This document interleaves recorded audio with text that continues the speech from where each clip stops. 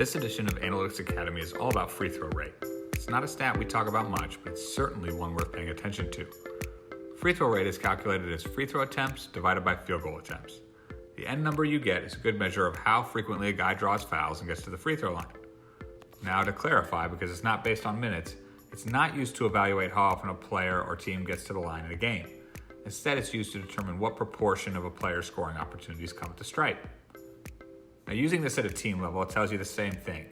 How often is a team getting to the line versus getting a shot? Defensive free throw rate will help you assess how often a team puts others on the line as well. Why is all this important?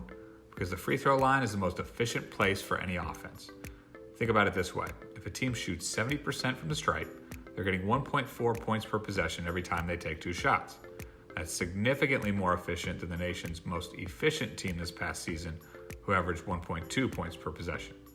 Another note, 4 of the top 5 teams in free throw rate had at least 20 wins. Of the bottom 5 teams in free throw rate, only 1 had more than 10.